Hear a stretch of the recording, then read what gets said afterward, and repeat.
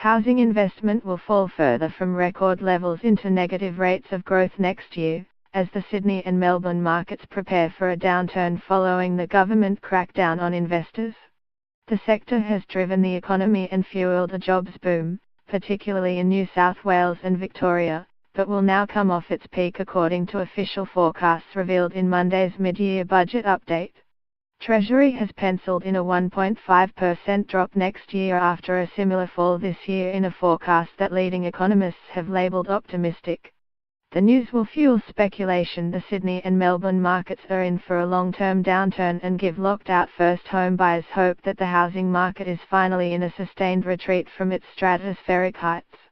What we have seen is a fall off a very high pace of dwelling investment, Treasurer Scott Morrison told reporters in Canberra on Monday. I am encouraged by what I am seeing in the housing sector. You'll be aware of the measures we took early in the year which have had the desired effect of cooling the more enthusiastic investor parts of the market, particularly in Sydney and Melbourne. Importantly, it has damaged the other markets, he said.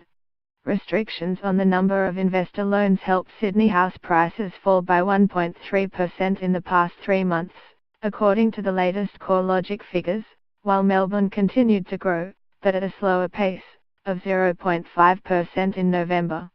With the slightest change to interest-only lending, we've seen Sydney house prices fall from 15% to 5% in 6 months, said Mr. Morrison.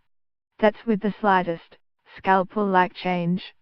In March, the OECD warned of a rout in Australian house prices that would lead to a new economic downturn, as both prices and household reached unprecedented highs.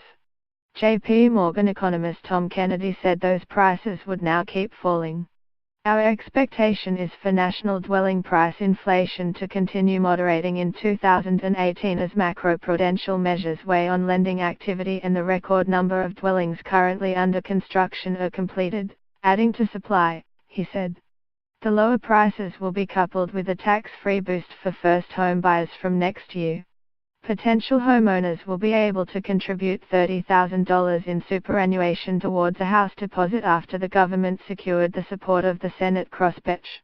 Mr. Morrison said Australia's housing market remained a key concern internationally and the slowdown had reduced anxiety of a collapse. I think we've been able to convince agencies around the world that our housing market issues have been largely driven by supply problems and that the values are real but yet high, Mr. Morrison said. And what they are concerned about is a hard landing in the housing market.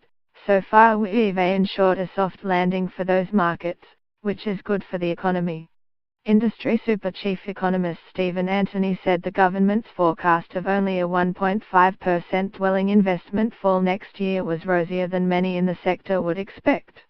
That is a somewhat optimistic view. It does look like Sydney, Melbourne and Brisbane are slowing. You would have thought relative to 6 months ago there is less likelihood of stronger dwelling investment in 2018.